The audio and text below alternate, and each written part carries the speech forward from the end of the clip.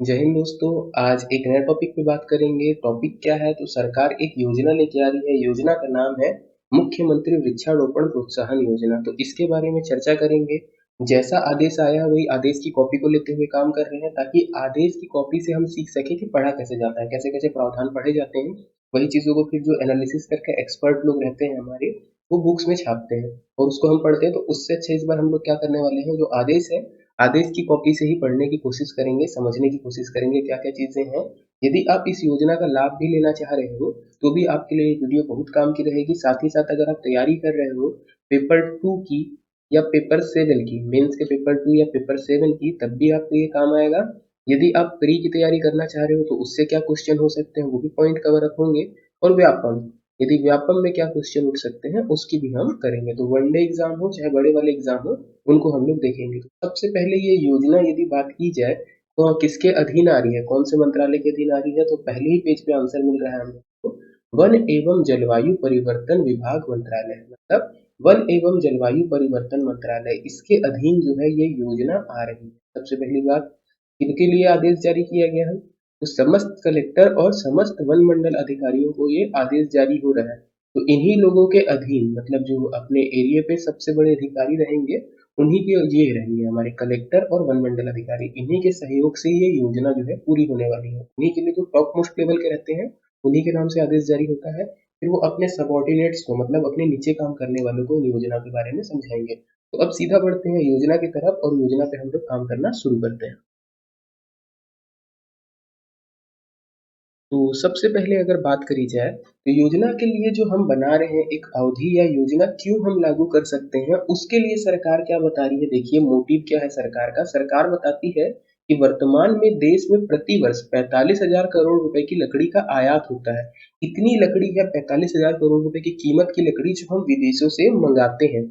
अब हमारे स्टेट में लगाने के लिए क्या चीज दिखती है, तो बताते हैं यही कि छत्तीसगढ़ राज्य में इमारती, गैर इमारती तथा अन्य प्रजातियों के वृक्षों के रोपण हेतु आदर्श परिस्थितियां तथा पर्याप्त भूमि अनुकूल जलवायु तथा श्रम शक्ति उपलब्ध है। यदि इन सब शब्दों को हम पकड़े तो क्या बता रहे हैं, हम कितने प्रकार की लकड़ियां लगाने की कोशिश करेंगे?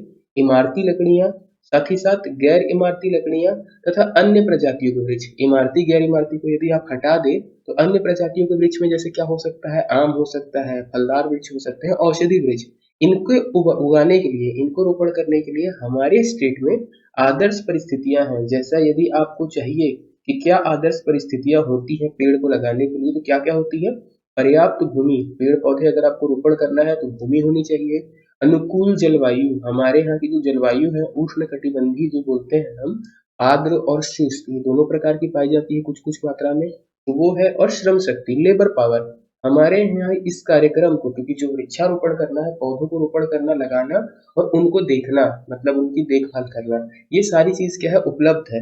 तो इससे क्या है, निकट भविष्य में राज्य में लकड़ियों के औद्योगिक उत्पादन एवं निर्यात की महत्वपूर्ण भूमिका अदा कर सकता है। यदि हमारे पास ये सारी चीजें उपलब्ध हैं, जो 45,000 करोड़ हम आयात कर रहे हैं हमारे देश में, यदि हम इस चीज को उगा लेते हैं खुद हमारे यहाँ, इसका रोपण कर लेते हैं, तो इससे क्या होगा, औद्योगिक लकड़ियों का जो उत्पादन है उसमें हम जो है अपनी कमी कर सकते हैं, देश को हम ही दे देंगे अपने तरफ से। और साथ ही साथ अगर ये उत्पादन बढ़ गया तो हम जहाँ पे अभी आयात कर रहे हैं उसकी जगह हम क्या कर सकते हैं, निर्यात कर सकते हैं। तो इससे जुड़े हुए कुछ संवैधानिक प्रावधान दिए हुए हैं। इस चीज को हम अगर मेंस के हिसाब से देखेंगे तो बनेगा। क्या बात करते हैं, देखिए बोल रहा है, विगत वर्षों में भारत सरकार द्वारा निरंतर यह प्रयास किए जाते रहे हैं कि गैर वनीय क्षेत्र में निजी क्षेत्र की भागीदारी से वृक्षारोपण को प्रोत्साहन दिया जा सके। मतलब ऐसे क्षेत्र जो वन क्षेत्र के अंतर्गत नहीं आते, गैर वनीय क्षेत्र बोल रहा है, मतलब ऐसे क्षेत्र जो वनों की परिभाषा के अंतर्गत नहीं आते हैं, उसमें हमको वनो वृक्षारोपण को प्रोत्साहन करना है।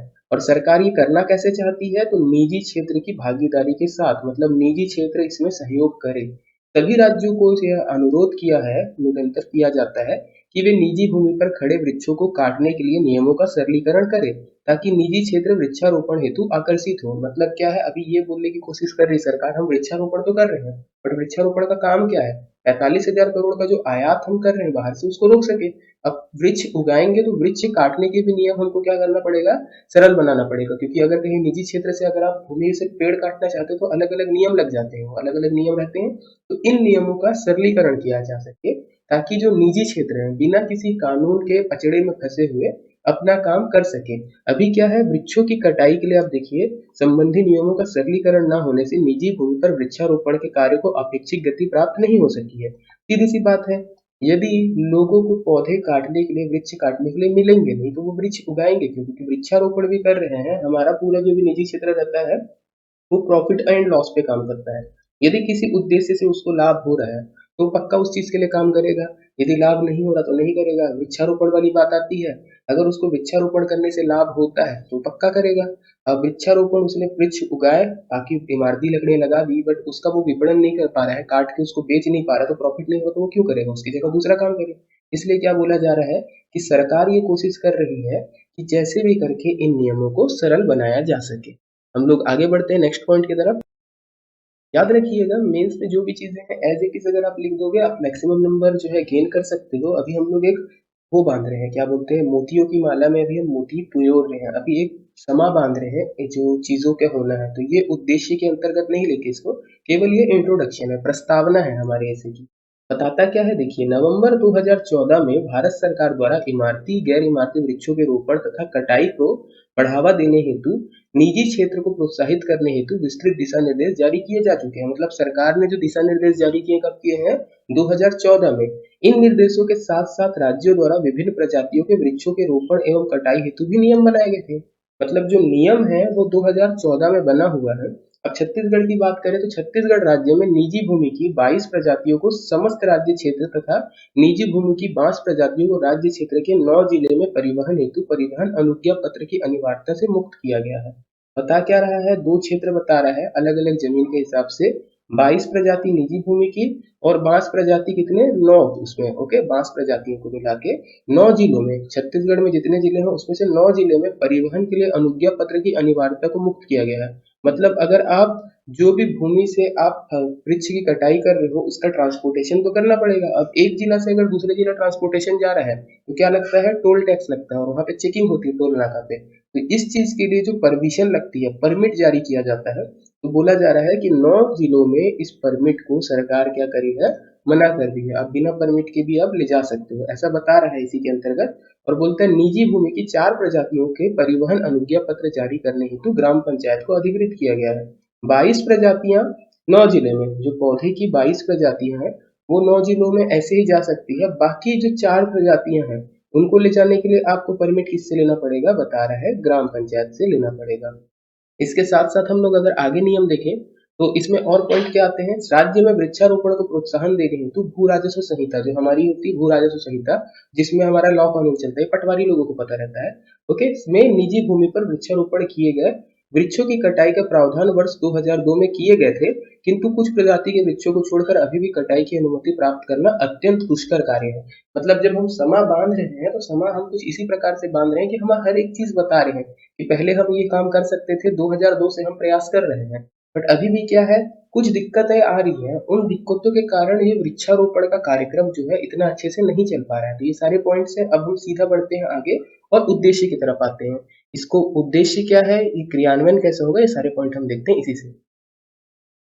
चलिए इसी में यदि हम आगे बढ़ेंगे तो एक चीज और दिखाता है इसी में समा में, हमारे जो हम समा बांध रहे थे इंट्रोडक्शन प्रस्तावना में, क्या कि वृक्षारोपण के कार्य को अधिकाधिक प्रोत्साहन देने हेतु मुख्यमंत्री वृक्षारोपण प्रोत्साहन योजना 1 जून 2021 से लागू की जा रही है। आज है हमारी 2 तारीख, जिस समय मैं रिकॉर्ड कर रहा हूँ, अपलोड देखते हैं किस समय होगी, तो जस्ट एक दिन पहले याद रखिएगा ये योजना लागू हुई है 1 जून 2021 से। इस योजना के उद्देश्य को यदि हम देखें तो अलग अलग उद्देश्य मिलेंगे, 6-7 पॉइंट है उद्देश्य पे। यही उद्देश्य आप मेंस में भी लिखेंगे, यही उद्देश्य आपको जानना रहेगा अगर प्री में पूछता है क्वेश्चन या व्यापम में। जो पहला क्वेश्चन हमारा हो सकता है मंत्रालय के अधीन, हम लोग क्वेश्चन की बात कर लेते हैं। मंत्रालय के अधीन किसमें आ रहा है, तो वो मंत्रालय सबसे पहले वाले आपको पेज में मिलेगा। योजना कब लागू हुई, तो यहीं पे आपको मिल जाएगा 1 जून 2021। ऐसी उद्देश्य की बात करें तो उद्देश्य यदि हम देखते हैं तो बोलता है निजी क्षेत्र कृषकों, शासकीय विभागों एवं ग्राम पंचायतों की भूमि पर इमारती गैर इमारती प्रजातियों के वाणिज्यिक औद्योगिक वृक्षारोपण को प्रोत्साहन देना। तो देखिएगा, पकड़िएगा क्या क्या चीजें हम लोगों को पकड़ना है। सबसे पहला निजी क्षेत्र हो गया, दूसरा कृषक क्षेत्र हो गया, शासकीय विभाग हो गया, ग्राम पंचायत हो गया, इन सब की भूमि पर कैसी लकड़ियों का, तो इमारती, गैर इमारती और इमारती प्रजातियों की वाणिज्यिक और औद्योगिक वृक्षारोपण को प्रोत्साहन देना है। इनडायरेक्टली सभी जगह पे वृक्षारोपण को प्रोत्साहन देने का बात करता है।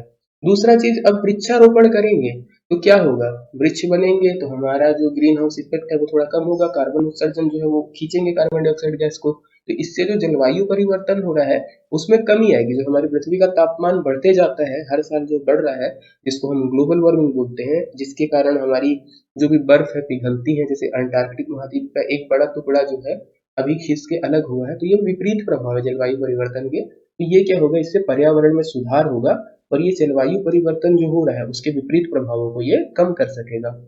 दूसरा हो गया।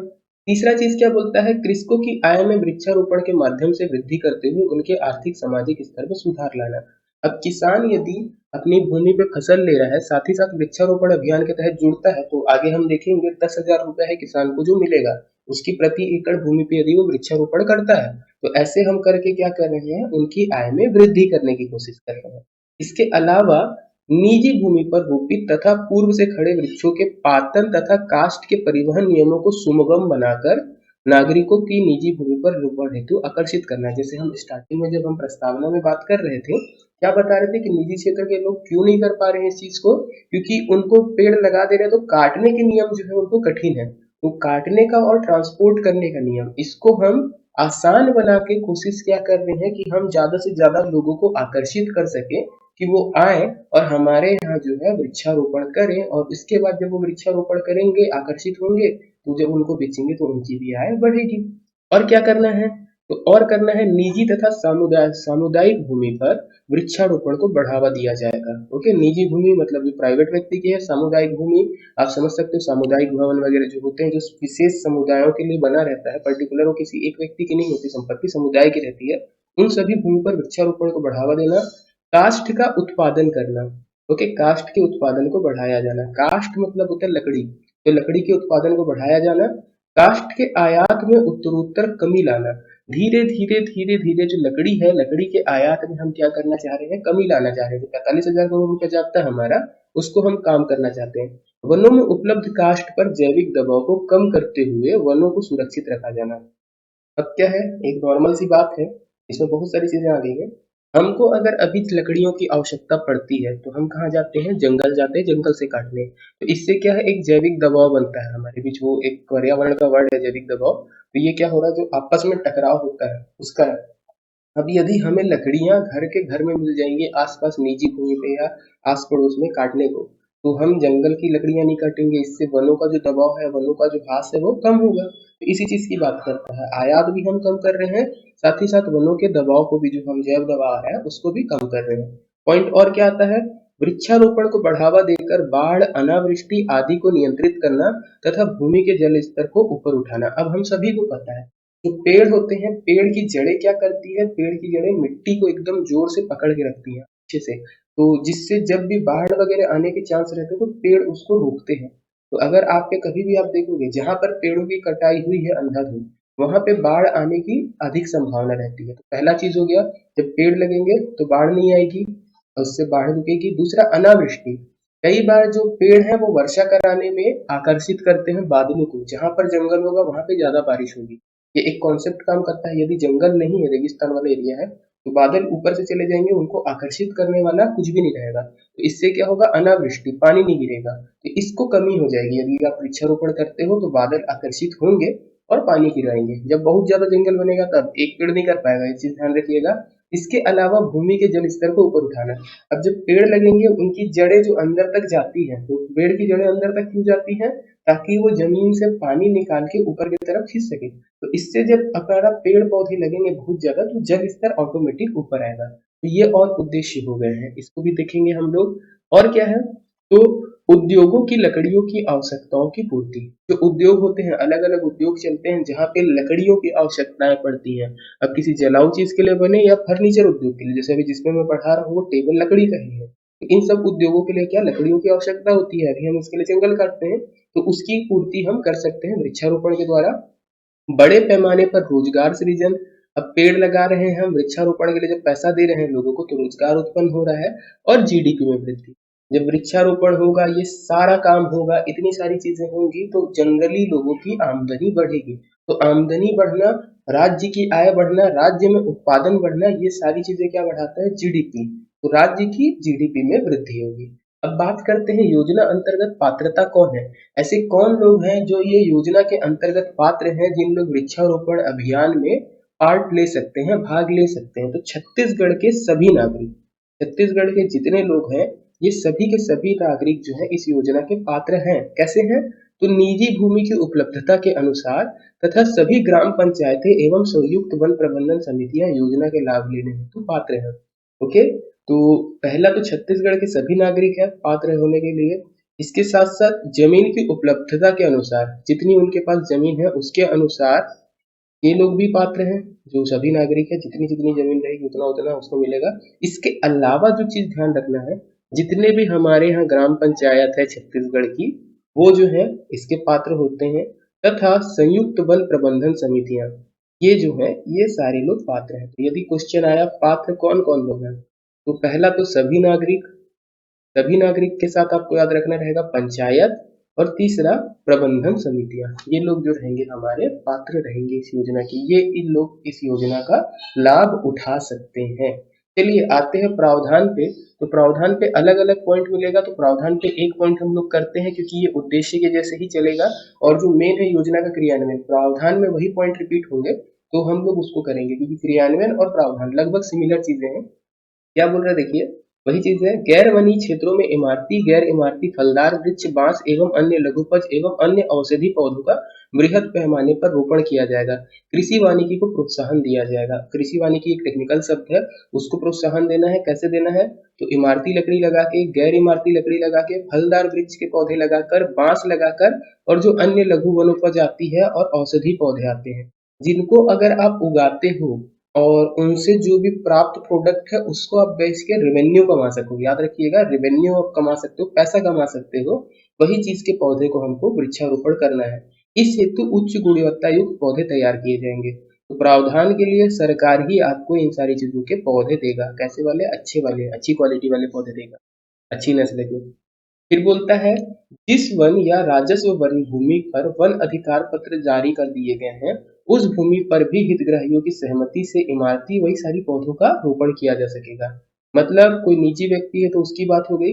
अब क्या है, सरकार ने वन अधिकार पत्र डाले हुए हैं, तो जो भी उस वन अधिकार पत्र के लिए हितग्राही है, जिसको सरकार ने बांटा है, तो वो व्यक्ति की परमिशन से, उस व्यक्ति की परमिशन से हम वहां पे वृक्षारोपण कर सकते हैं। वन क्षेत्र की बात आएगी, वहां पे वृक्षारोपण करना है तो कैसा? जलाऊ चारा, इमारती काठ तथा औद्योगिक कच्चे उत्पाद का दबाव कम करने तथा भारत सरकार पर्यावरण वन जलवायु परिवर्तन मंत्रालय द्वारा जारी किए निर्देशों के अनुसार हम करें। ओके, इन चीजों को देखते हुए हम जो है काम कर सकते हैं। ऐसे इसमें बहुत सारे पॉइंट है, इसको हम लोग थोड़ा सा स्किप करते हैं और मेन जाते हैं हमारे कहाँ पे, योजना के प्रावधान के आगे बढ़ते हुए हम लोग सीधा सीधा क्रियान्वयन एजेंसी और क्रियान्वयन कैसे हो रहा है, ये यहीं पे वो सारे पॉइंट भी जो है रिपीट होते हैं, सिमिलर चीजें हैं। तो यहाँ पे हम लोग आते हैं, मेन पॉइंट हमारा काम यहाँ पे रहेगा। तो योजना का क्रियान्वयन कौन कर रहा है, इसकी यदि ध्यान दिया जाए तो योजना का क्रियान्वयन राज्य के अंतर्गत प्रधान मुख्य वन संरक्षक एवं वन बल प्रमुख के द्वारा कृषि उत्पादन आयुक्त की सहयोगिता के अंतर्गत किया जाएगा। 3 अधिकारी का नाम आ रहा है। पहला है प्रधान मुख्य वन संरक्षक, ये। दूसरा वन बल का प्रमुख, और कृषि उत्पादन आयुक्त, ये तीनों मिलकर इस चीज के काम कर रहे हैं। इनको ध्यान रखिएगा। जिले में अगर बात किया जाए, ये राज्य के लिए था, स्टेट लेवल पे, बड़े लेवल पे। जिले में बात किया जाए तो इस योजना का क्रियान्वयन क्षेत्रीय वन मंडल अधिकारियों के द्वारा कलेक्टर की देखरेख में किया जाएगा। तो जिले का तो सोचना नहीं पड़ता है, जनरली जिले वाले बात आती है तो सारा काम कलेक्टरों के ऊपर थोप दिया जाता है। और वृक्षारोपण का कार्यक्रम है, जंगल बनाना है, तो क्षेत्रीय वन मंडल अधिकारी, इसकी देख रेख में जो है कलेक्टर की देख रेख में किया जाएगा। किन लोग करेंगे? तो क्षेत्रीय वन मंडल अधिकारी करेंगे। अगर स्टेट की बात करेंगे तो प्रधान मुख्य संरक्षक, वन संरक्षक, ये नाम याद रखिएगा। चलिए योजना का क्रियान्वयन कैसे हो रहा है उसको समझेंगे। तो योजना के क्रियान्वयन के लिए खूब सारे पॉइंट है जिनको पकड़ना है। तो गैर वनीय क्षेत्र, पहले पॉइंट क्या आता है? गैर वनीय क्षेत्र। यहाँ पे ध्यान देने वाली बात है, किसके लिए बात बता रहा है ये? ऐसे क्षेत्र जो वनों की परिभाषा के अंतर्गत नहीं आ रहे हैं, वहां पर आपको इमारती, गैर इमारती फलदार वृक्ष, बांस, लघु वनोपज और औषधि पौधों का रोपण किया जाएगा। इसके लिए हरियाली प्रसार योजना, मुख्यमंत्री बांस विकास योजना और अन्य गैर प्रचलित गैर वनीय वृक्षारोपण योजना को यथास्वरूप अथवा और सशक्त करते हुए अथवा गैर वनीय क्षेत्रों में हेतु नई योजना प्रारंभ करते हुए रोपण का कार्य किया जाएगा। इसके बोलने का मतलब क्या है?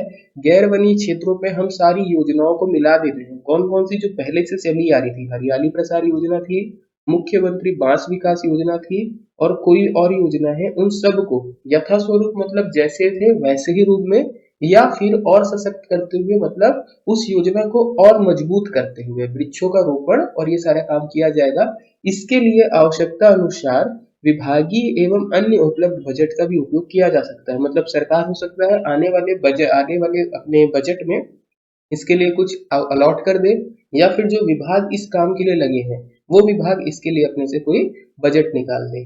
वृक्षारोपण हेतु हाईटेक नर्सरी की स्थापना हेतु कैंपा फंड का उपयोग किया जा सकेगा। ये जो पूरी बात हो रही है कैसे क्षेत्र के लिए हो रही है क्रियान्वयन? ऐसे क्षेत्र जो गैर वनीय क्षेत्रों में आते हैं, जिनको वन की परिभाषा के अंतर्गत नहीं लिया जाता है। गैर वनीय क्षेत्र लिख के आएगा, तो गैर वनीय क्षेत्रों में ये चीज होगी। दूसरा पॉइंट आता है ग्राम पंचायतों के पास। तो ग्राम पंचायतों के पास कैसे करना है वो देखते हैं। बोलता है ग्राम पंचायतों के पास उपलब्ध राशि से सामुदायिक एवं शासकीय गैर वनीय क्षेत्रों में वाणिज्यिक रोपण होगा। कैसे होगा? तो ग्राम पंचायतों के लिए अलग अलग पॉइंट है। ग्राम पंचायतों के पास उपलब्ध राशि का नियम अनुसार उपयोग करते हुए यदि सामुदायिक एवं शासकीय गैर वनीय क्षेत्रों में वाणिज्यिक रोपण किया जाता है तो 1 वर्ष बाद सफल वृक्षारोपण की दशा में संबंधित ग्राम पंचायतों को शासन की ओर से 10,000 रुपए प्रति एकड़ प्रोत्साहन राशि दी जाएगी। इससे भविष्य में पंचायतों की आय में वृद्धि हो जाएगी। ये बोलने की कोशिश क्या कर रहा है समझिएगा। बोल रहा है अगर ग्राम पंचायत अपने पास की राशि से जो नियम बताए गए हैं उसके अनुसार यदि सामुदायिक क्षेत्र में या ऐसे गवर्नमेंट क्षेत्र में वहां पे यदि ये वाणिज्यिक रोपण करता है, वृक्षारोपण करता है, तो अगर आज वो वृक्षारोपण कर रहा है उसके 1 साल बाद देखेगा कि सफल वृक्षारोपण हुआ है या नहीं हुआ है। और सफल वृक्षारोपण यदि ग्राम पंचायत करती है तो प्रति एकड़ अगर 1 एकड़ में लगाया तो 10,000 रुपए, 2 एकड़ में लगाया है तो 20,000 रुपए मिलेगा। अब ये कैसे पता चलेगा कि वाणिज्यिक जो हम लगा रहे हैं वृक्षारोपण कर रहे हैं वो सफल हुआ है या असफल हुआ है 1 साल बाद? तो जब आप वृक्षारोपण करोगे सरकार को एक आंकड़ा भेजोगे कि हमने जो है इतना पौधे लगाए थे, इतने वृक्ष लगाए थे, सरकार देखेगी कितना प्रतिशत बचा है। 80% है। यदि 80% से ज्यादा बचा हुआ है तो आप बिल्कुल ठीक है, आपको 10,000 मिल जाएगा। बट अगर 80% नहीं बचा हुआ है तो सफल नहीं माना जाएगा वृक्षारोपण। तो वृक्षारोपण के लिए सफल होने के लिए कितना है? 80% की आवश्यकता है। योजना का लाभ प्राप्त करने हेतु देखिए लिखा हुआ है ग्राम पंचायतों के पास रोपण के 6 माह के भीतर संबंधित वन परिक्षेत्र कार्यालय में पंजीयन कराना पड़ेगा। मतलब क्या है कि ऐसा नहीं है कि पंचायतें अपना पैसा लगा के काम कर दी, वृक्षारोपण कर दी, बट बताई नहीं कि हमने वृक्षारोपण किया है। तो रजिस्ट्रेशन करवाना आवश्यक है वृक्षारोपण के लिए। जैसे आप लगाते हो, आज लगाए हो जून के महीने में, तो दिसंबर तक भैया जाके बता दो कि हमने वृक्षारोपण किया है। यदि आप नहीं बता पा रहे हो तो वो काउंट नहीं होगा। जिस तिथि को आप बताओगे उस तिथि से काउंट होगा। वृक्षारोपण के 6 महीने के भीतर आपको पंजीयन कराना है। वृक्षारोपण की क्रियान्वयन एजेंसी संबंधित ग्राम पंचायतों ही होगी। ओके, जो भी क्रियान्वयन एजेंसी रहेंगी ग्राम पंचायत रहेंगी जो अपने उपलब्ध वित्तीय संसाधनों से वृक्षारोपण करेगी। सीधा ग्राम पंचायत अपने पैसे से जो है अपना वृक्षारोपण करे, ऐसा बोलने की कोशिश कर रहा है। इस कार्य में आवश्यकता अनुसार वन विभाग का तकनीकी सहयोग प्राप्त किया जा सकता है। पैसा लगाएगा ग्राम पंचायत और वन विभाग से लेगा टेक्निकल एक्सपीरियंस। वो बताएगा कि ये वाले वृक्ष लगाना है, जो जमीन का पीएच मान होता है, कहाँ पे कौन सी फसल लग सकती है, क्या कर सकते हैं आप, कौन से क्षेत्र को उगा सकते हो, कैसे गड़ाना है, ये बताने वाला है वन विभाग। ऐसा कौन लगा रही है? ग्राम पंचायत। पंजीकृत वृक्षारोपणों का अवलोकन माह अप्रैल में प्रतिवर्ष संबंधित वन मंडल अधिकारी द्वारा गठित निरीक्षण दल के द्वारा किया जाएगा। ये पॉइंट इंपॉर्टेंट हो जाता है। हमने वृक्षारोपण किया, 6 महीने बाद बता दिया कि 6 महीने के अंदर बता दिया कि हम रजिस्टर करवा रहे हैं, हमने वृक्षारोपण किया था। अब जो दल आने वाला है वो कौन से महीने पे आके जांच करेगा? तो हर साल ये जो है अब दल जांच करने वाला है अप्रैल महीने में। ये अप्रैल महीने में आके जांच करेगा कि जितना वृक्षारोपण की बात की गई थी उतने वृक्षारोपण हुए हैं या नहीं हुए हैं, सफल हुआ है या नहीं हुआ है। ये पॉइंट बोलता है विगत वर्ष वृक्षारोपण का माह अप्रैल में निरीक्षण करने पर यदि 80% रोपित पौधे जीवित पाए गए तो इस वृक्षारोपण को सफल मान लिया जाएगा। जो थोड़ा देर पहले हम लोग बात कर रहे थे, क्या बात कर रहे थे? यही वाली कि वृक्षारोपण यदि सफल माना गया है तो कैसे माना जाएगा? निरीक्षण दल आएगा, अप्रैल महीने में जांच करेगा, तुलना करेगा पिछले साल कितने पौधे थे। मान लो पिछले साल 100 पौधों का वृक्षारोपण किया गया था, 80 पौधे जीवित हैं, कैसे भी 80 पौधे अगर जीवित पाए गए तो प्रति एकड़ 10,000 रुपए जो है आप इसको प्रोत्साहन राशि पाने के लिए पात्र हो जाओगे। पंचायतों के लिए है तो वो पंचायत पात्र हो जाएगी।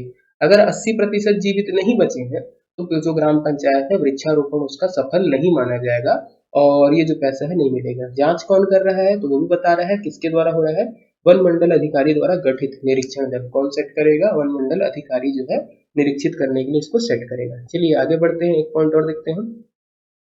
सफल वृक्षारोपण की प्रोत्साहन राशि का भुगतान कैसे होगा? तो भुगतान करने के लिए कह रहा है विहित अधिकारी। विहित अधिकारी मतलब ऐसा अधिकारी जिसको नियुक्त किया जाए, इसके बारे में डिटेल नहीं है, वन मंडल वाले बताएंगे कौन करेगा या कलेक्टर बताएगा किसको वो कर रहे हैं।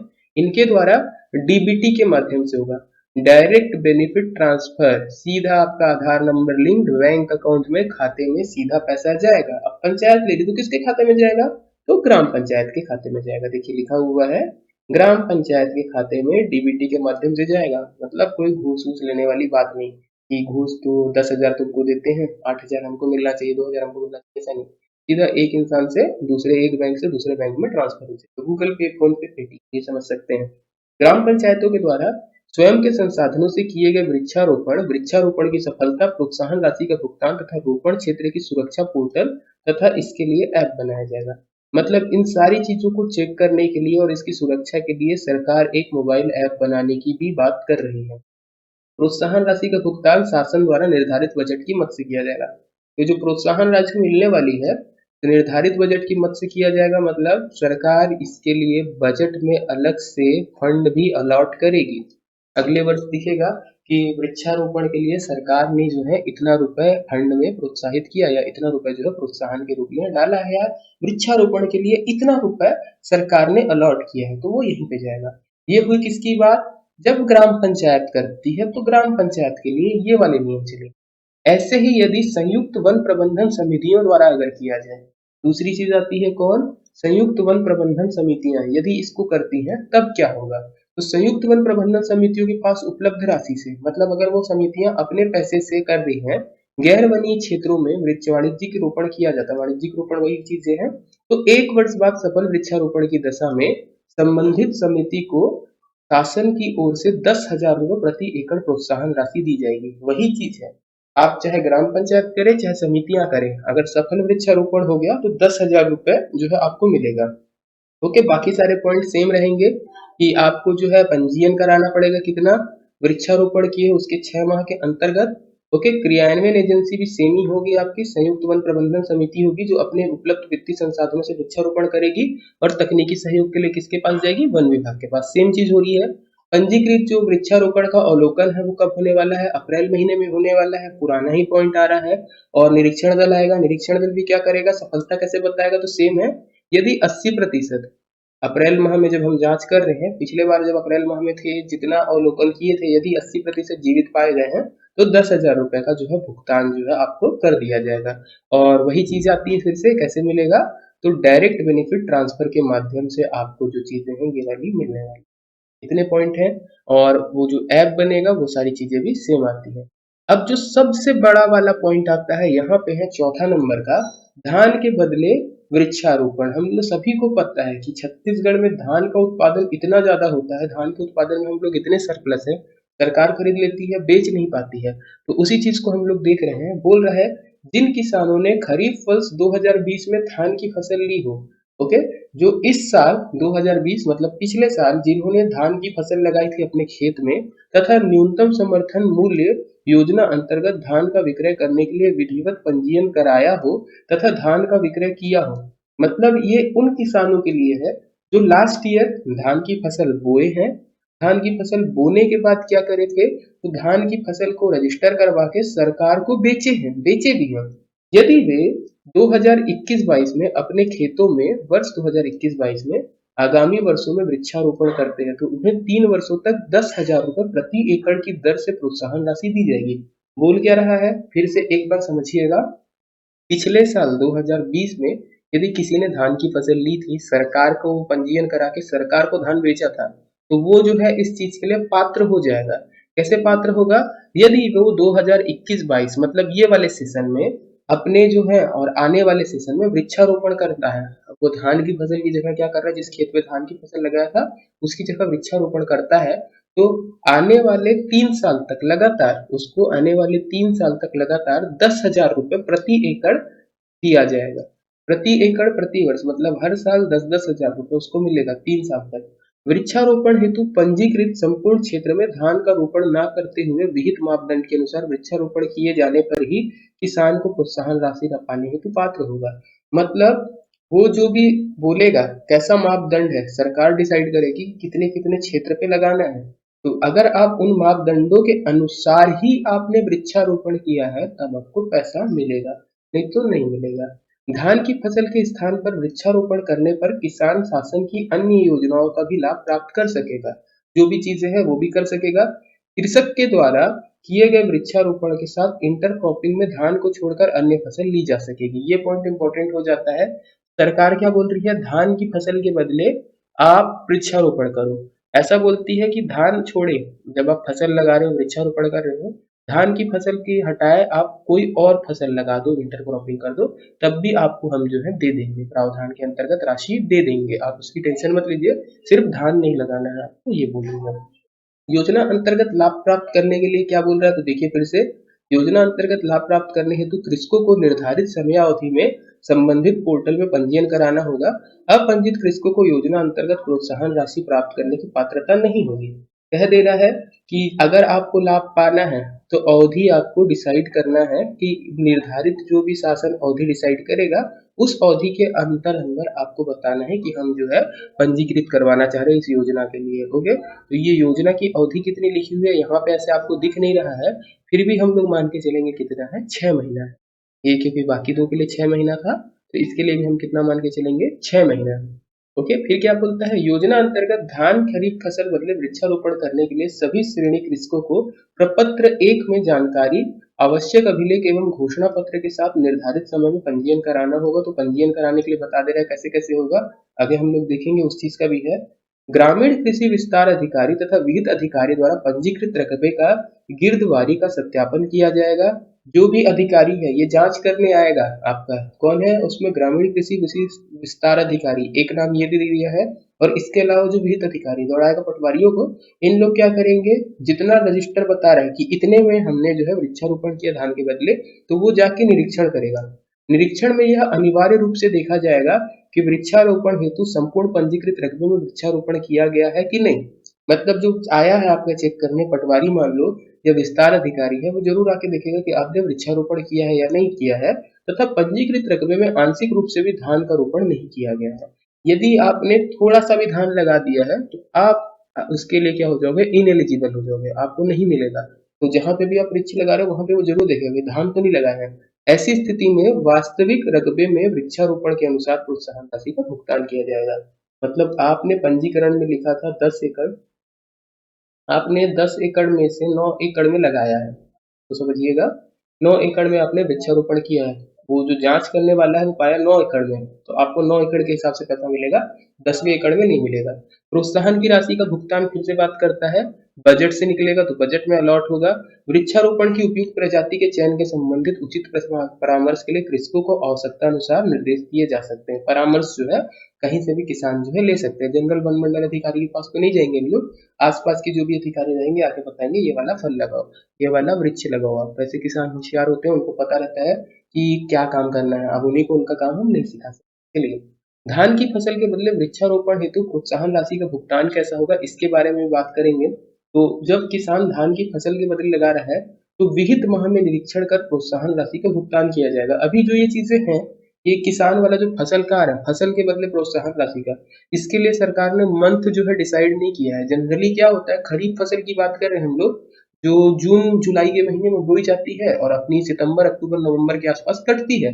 और जो पुराने के लिए जांच दल क्या है, अप्रैल महीने में आ रहा है। तो किसान ऐसा कर सकते हैं कि दिखा दे अप्रैल महीने में कि पौधा खड़ा है, और जुलाई अगस्त के महीने में फिर अपना खेती कर दे। तो इस चीज को ध्यान में रखते हुए इसमें बताया नहीं कि कब निरीक्षण करेगा। और प्रोत्साहन राशि को जो है प्रति एकड़ की दर से डीबीटी के माध्यम से दिया जाएगा, वही है 10,000 रुपए हर एक के लिए।